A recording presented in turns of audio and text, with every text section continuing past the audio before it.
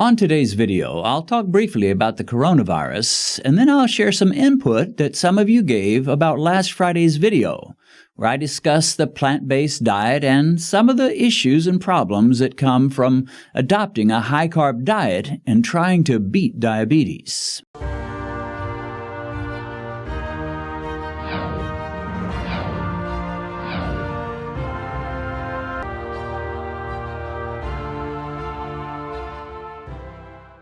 The first thing I want to say today is we are back.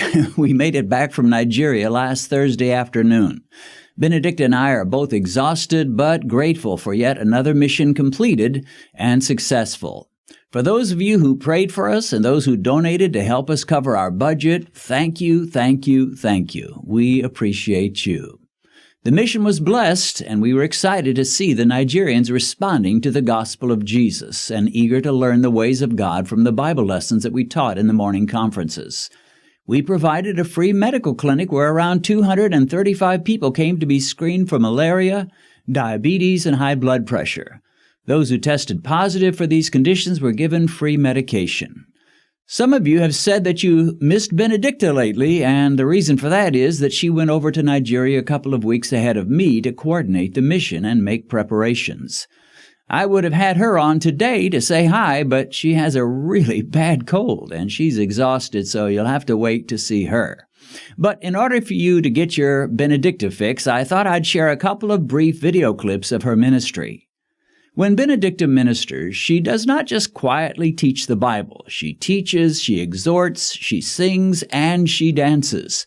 Not only does she dance, but she gets everybody else dancing. Well, everybody but me. My dancing moves are so powerful that if I started dancing, everybody else would immediately stop out of shame. Right.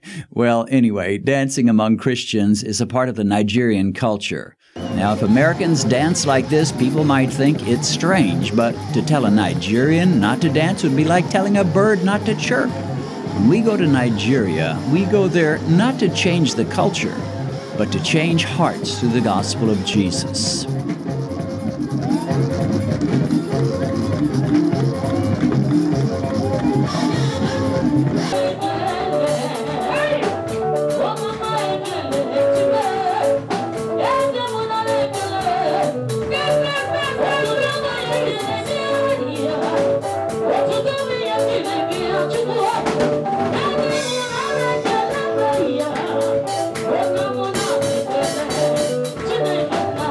One other thing I want to share is that when Benedicta is in the eastern part of Nigeria among her own people, the Igbos, she is right at home. You might say she has the home court advantage. And the more we go there, the more she tends to shift back and forth from English to the Igbo language. I thought you'd get a kick out of hearing a few seconds of Benedicta preaching in her native language.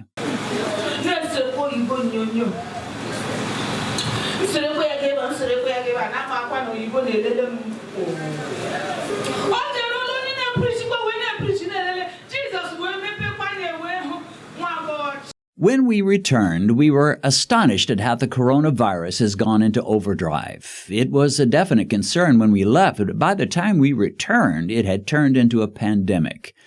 I'm not a young person, but I've never seen anything like this in my life.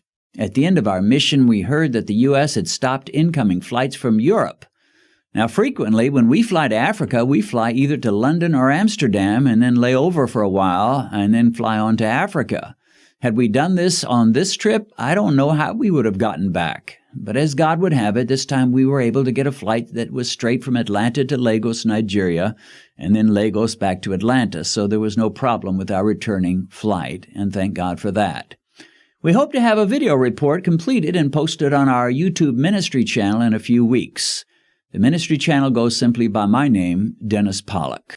Now, I wanted to share a couple of things about this coronavirus, but it's nothing too profound. I'm no doctor and certainly no expert on the coronavirus. But there is one thing I can say. When we went to our grocery store after getting back, we were amazed at how many of the shelves were completely bare. There was no toilet paper, no paper towels. There were no eggs at this particular store, not a single carton. How long is this going to last? How bad will it get? I don't know. But for someone who's diabetic or working hard to avoid being diabetic, not being able to eat eggs is a major blow. Eggs are my manna. I could go a year and count the number of days without eating eggs on one hand.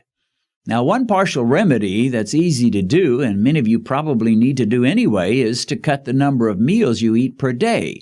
Cut out all snacks, and if you're eating 3 meals a day, go down to 2, or maybe sometimes 1. You'll require less food, and you should lower your blood sugar, and you'll need less toilet paper since you'll have fewer bowel movements. Just a thought. The other thing I would say is that this is eventually going to pass. Whether it passes in a few weeks or a few months or takes longer still, it will eventually pass. And while it's going on, there's one thing we can take comfort in. God hasn't gone anywhere. He's still on his throne. His promises to provide for his children are still just as valid as ever. And even in the worst case scenario, where we get the virus and die, for those in Christ, we do not lose. As Paul wrote a long time ago, to be absent from the body is to be present with the Lord. Okay, enough preaching. Let's get on to some thoughts, insights, and testimonies about diabetes. On the last video I posted, I discussed the plant-based, high-carb diet and why it may not be ideal for most of us. It proved to be a bit controversial, and that didn't surprise me. I knew it would. But we had some good feedback, and I wanted to share a few comments that were made underneath the video. There were a few who said the high-carb plant-based diet was working for them, and I'm not going to argue with them. But most of those who gave personal testimonies indicated that they had some real problems keeping their blood sugar in line while eating this kind of a diet. Here's a lady, actually the lady who wrote the comment that caused me to make that entire video. And she was the one that said, are they all just lying, these people who say they get success? Because it doesn't work that way for me, and my meter tells me so. So she responded again after I made the video in response to her question. And she wrote this: "It was my question you answered, and answered it very well. Thank you. A few years ago, I tried the Hawaii diet by Terry Shintani, which was focused on controlling diabetes, and it was plant-based, which I was excited about because I grew up in Hawaii and I love poi and other Hawaiian fruits and vegetables. Well, I had 1 cup of poi, and it blew the top off my meter at 375 milligrams per deciliter. I was so disappointed that I would never be able to do his diet. I switched to Dr. Bernstein's plan and never had a reading like that again, unless I get off my plan and eat too many carbs. In my heart," she says, I like this, she says, "in my heart, I'm a vegetarian. But in my daily existence, I'm keto/carnivore." Well, good point. Again, the word that comes to mind is pragmatism.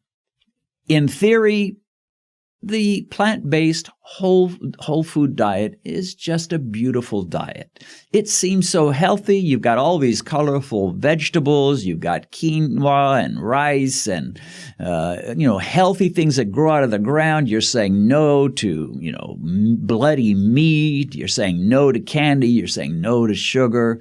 It just sounds right. It just feels right, I think, for a lot of people, especially considering most of us grew up in an age when all the doctors and all the experts and all the nutritionists were saying the exact same thing, which is you got to go high carb, you got to cut the fat way, way, way, way down, have a little tiny slice of meat about once a week. And we heard that growing up. We heard that most of our young lives and much of our adult lives. So naturally, it just seems like that kind of a diet would be the ideal diet. She says, but when I tested myself, it just didn't work. Well, folks, I think theories are nice, and I think it might be a nice, ideal thing to go with a plant-based diet, but practically speaking, if you test your blood sugar a lot, most of us find it just doesn't work. Now, some of the standard answers that the vegans and the vegetarians will come back with is, yeah, but you're not giving it enough time. You've just got to go longer. I don't like that. We'll talk about that in a minute. Here's someone else's comment. As someone who tried vegan to reverse diabetes, I can tell you after 3 months, my A1C dropped from 7.9 to 7.2. Well, a drop is good. Anytime you're going lower, you're going the right direction. This person says, while still on medication, I was still eating bread, rice, pasta, potatoes, and fruit, but with less frequency. So they were doing some things right. They were at least cutting back. Cutting back is better than maintaining all those high-carb foods. My fasting glucose was rarely below 100, but I was trending down. I may have been able to get lower, but I reached the end of my willpower. This individual says the diet was depressing. It was making me miserable. So they were, and typically a high-carb diet, you're either going to have to eat snacks because your blood sugar is going to be crashing and rising. So you're going to have to eat snacks to kind of keep feeling fairly good, or you're going to have to just eat more meals. But they said it was at this time I found beet diabetes and soon began a keto diet. After 4 months, my A1C was 5.6. So they were in the sevens. They were able to go plant-based and get to the low sevens rather than the high sevens, which is some improvement. But when they went low-carb, they're down into the fives. My fasting glucose was rarely or barely over 100, while my non-fasting blood sugar was rarely over 140. This was while I was still on medication. I've now reduced my dosage. My daily glucose readings are always in the pre-diabetic range. They continue to trend downward. My goal is to get off meds and have blood sugar levels in the normal range. It's just going to take some time. That's okay, they say, because staying on keto is not a matter of willpower. Now, I think that's an interesting comment. Staying on keto is not a matter of willpower. I wouldn't quite agree, but I understand where they're coming from. Basically, they're saying it doesn't take as much willpower to stay with it because I can get satiated. I can get full. I can enjoy nice big meals and not drive my blood sugar crazy. If you're looking at a bowl of oatmeal, the one thing you don't want to do is eat a big bowl of oatmeal. If you're looking at, a potato, the one thing you don't want to do if you want to keep blood sugar in line is don't eat a very big potato. Eat just a little tiny one. But when you're eating a steak or a garden salad or broccoli or, any kind of low-carb vegetable or meat or nuts, most nuts, you can eat a lot of them and you can get full and still your blood sugar behaves itself. It just doesn't take as much willpower. And, I said earlier that a lot of people will tell you when you test yourself and you look and you say, well, this is driving it up. They'll say, just give it time. You go 6 months, give it time. You go a year. It's still driving up. Give it time. Eventually it'll work. And maybe so. But let me tell you something. When your blood sugar is really high, like 8, 9, 10, 11, 12 A1C, you really don't have a lot of time. You need to get it down in a hurry. If a guy has broken into your house and is beating you to death and someone is shouting, just give it time, eventually you'll overcome him.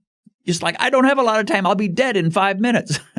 And if your A1C is high, you don't have you don't have years to play around and experiment and try this and try that and the results don't show, but someone's just telling you, give it time. You don't have time. Now, if your A1C is in the low sixes and your doc says you're pre-diabetic, you've got a little time. Most people do. It would be better to get it down into the fives as quick as you can, but you probably have some time to play around and experiment and try different things. But the idea, one person sent me a note and said, well, I went plant-based high carb and, it didn't do much for about 2 years, but then it went down. Well, 2 years is a long time, especially if you're really high. That's a long time to be damaging your body and your organs and just messing up your pancreas, with the hope that eventually things will get better. So, okay, this man says, I went to a whole food plant-based diet for 4 months. I lost 30 pounds. Why would you do that? Well, because you don't eat as many foods as you used to. There's a whole section of foods you cut out. You cut out dairy. You cut out meat. You cut out eggs. So normally when you eat everything and then you go to a plant-based whole food diet where you cut out a big chunk of what you used to eat, almost certainly you'll lose weight. Not all the time, but most of the times you will. He did. He said, my A1C, however, went from 5.7 to 5.9. So he lost some weight, but his A1C actually went slightly up. Not much, but slightly. 5.9 is still not bad. A lot of people would love that, but He wasn't real pleased that his blood sugar went up. He says, I went to Mike the Meter. Mike's becoming very popular. Now, I'll tell you a secret. Benedicta's a little jealous. She thought she was the star of this show, and now Mike is becoming so popular, Mike the Meter, that she's almost moving to second place. So everybody needs to cheer Benedict up and tell her, we love you more than Mike. But anyway, he says, I went to Mike the Meter. I found the offenders. Oatmeal, potatoes, bananas, some beans. I cut them out, started intermittent fasting. 4 months later, A1C dropped to 5.2. So he says, my plan is to start adding some eggs for breakfast a couple days a week. I like the statement, I found the offenders. Imagine you eat a meal that's got a steak, a small salad, some green beans, a baked potato, and a few nuts. And you say to yourself, this ought to be really healthy. Good, nice steak, grass-fed steak, and nuts, salad, baked potato, all natural. Got to be good for me. And then you check with Mike the Meter, and Mike the Meter tells you scored a 182, after the meal, and you're saying, man, I don't like that. Now, you say, who is the guilty party? Mr. Steak, is it you? Mr. Nuts, is it you? Mr. Green Beans, is it you? Mr. Potato, is it you? How do you know? Well, you say, I'll take your word for it, Dennis. Don't take my word for it. Take Mike's word for it. Check with your meter. What do? Well, you eat the same meal and you pull out the steak and you just have the garden salad, the baked potato, the nuts, the green beans. And if that doesn't work, it's still high. So you put back, what you took out, you put the steak back in and you take out the green beans. Well, it's still high. You put the green beans back and you pull out the nuts. It's still high. You put the nuts back in and you pull out the potato and boom, wow, it plummets. And now instead of a 182, it's like a 118. And you say, aha, I have found the guilty party. And you look at Mr. Baked Potato and he looks all humiliated and sad and guilty. You, sir, are the offender. Well, that's what the meter will do for you. The meter will help you identify, but you got to take a scientific approach. You can't just guess. You can't just go by some theory that some doctor has told you. Well, I read a book and it said this. Check foods. See which foods jack your blood sugar high and which ones don't, and you'll be on your way to a much, much better A1C. Okay. This person says, I try to be as strict a vegetarian as I can manage. It's not because I think it's the best diet, but I'm vegetarian for ideological reasons.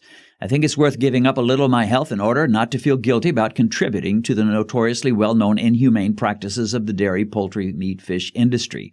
I suspect most vegetarians and vegans are driven by the same sentiments. I don't know. I don't know enough vegans and vegetarians to say. I know in India, it's kind of a part of their culture and their religion for being a vegetarian. But as for American vegans, whether they're doing it more for health, more for ideological reasons, I would guess probably it's more ideological. But I haven't taken a survey, so I can't prove that. This person says, I appreciate Dennis Pollock for being fact-based in his arguments against vegetarianism, low-fat claims, rather than ego-driven, vicious attacks. Well, I don't believe in being vicious against people. I'm a Christian, and we're taught to love people, and not just our friends and our buddies and the people that look like us or act like us, but everybody. I'm not going to say I don't have any bias. I mean, anybody who watches enough videos knows I've got some very definite opinions and some very definite biases. But I will say this. I respect convictions. This person says, hey, I realize that going to a little higher carb may affect my health a bit, but because of my convictions and my ideology, I have to do it. Okay, that's fine. I respect your convictions. They're not my convictions, but whoever said everybody has to be little Dennis Pollocks running around this world? That would be a miserable world. So if your convictions say, I just can't eat animals, I just think it's inhumane, I think it's a crime, I think it's wrong, or I think it's going to destroy ecology and destroy, the world eventually. If that's what you really believe, then you should not eat meat and you should not eat, these kind of things. So I respect convictions. Even if mine aren't yours and yours aren't mine, I respect that. And if that's what you need to do, do it. But try to keep your glucose as much in line as possible. You don't want to destroy your life just to save a chicken or destroy your life because you love cows more than you do yourself. I just don't think that's necessary. But anyway, I do respect your convictions. And finally, one last note. This lady wrote, there's a doctor on YouTube that ate plant-based for 30 years. He was lean and developed type 2 diabetes. That's interesting. Ate plant-based, probably a fairly high-carb diet for 30 years and developed diabetes. And now he adds fat and fish in his diet. She gave his name later. A bunch of people commented under hers, who is this guy? She said his name is Dr. Ford Brewer. She said he's changed his eating, knowing his life of eating grains and bread have helped to contribute to the later outcome of diabetes. Dr. Ford Brewer, I'm not that familiar. I've heard the name. I think I watched just a tiny piece of one of his videos. Yeah, and there are others. Tim Noakes was a big high-carb guy, a research scientist, a sports nutritionist, and he wrote a book that was extremely popular for athletes, saying you need to carb load before you do your athletics. And then he backed off and said, I was wrong, and began declaring that the low-carb diet is not only better for diabetics, it's better for athletes. And he, as I understand it, I could be wrong, but I've been told he is a type 2 diabetic himself and realized that the low-carb beats high-carb all over the place. Leanne Keith, I don't know if you know of her. She was a vegan for 20 years and as I understand it, a high-carb vegan. And developed diabetes, and she finally started eating meat. But she wrecked her body. Do all vegans wreck their bodies that way? No, as far as I know, they don't. But most vegans don't make it 20 years. I would guess there's probably not that many that do. This Ford Brewer did. He made it 30 years. Or I don't know if he was a vegan, but he was a vegetarian. But he finally became a diabetic. Is it possible to be low fat and a diabetic? There's a lot of people that say it's not even possible. If you keep your fat low, you'll never be a diabetic. But that could not be more wrong. Okay, well, those are a few comments as a result of this video that I posted on Friday. It's a big subject. Let me just close with a few final thoughts. I don't believe in gambling, but there is an element of gambling no matter which diet you adopt. Since we have to gamble, there are no guarantees, whatever diet you adopt. Since we have to gamble, we should at least do some research and make an effort to make an educated guess about the way we're going to roll the dice and eat for the rest of our lives. But one thing is for sure, you cannot stay with a high A1C and high fasting glucose and raging diabetes. You're going to have to do something about that. For me, a low-carb diet stabilized my blood sugar and brought my numbers down. But one thing the low-carbers do right, such as me and Dr. Bernstein, Jenny Rule, and others, is that we test our blood sugar like crazy, and we fashion a diet around the results that we get. And I think that's reasonable.